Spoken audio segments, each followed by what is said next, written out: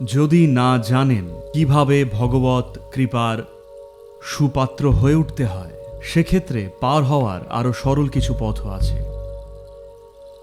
একটা সরল উপায় হল নিজের জীবনকে দানের আহুতি করে তোলা।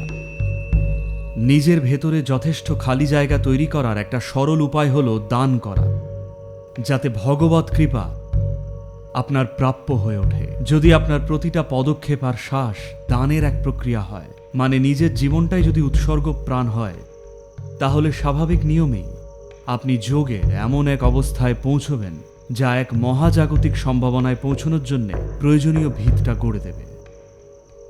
আপনি দেখবেন 24 ঘন্টার মধ্যে আপনার জীবনের অভিজ্ঞতা ও সৌন্দর্য এত সমৃদ্ধ হয়ে উঠবে যে তা এমনি আপনার মুখে অকারণেই একটা উজ্জ্বল ভাব এনে দেবে, কারণ ওটাই আপনার প্রকৃত স্বরূপ। কারণ জীবন ঠিক এইভাবেই কাজ করে।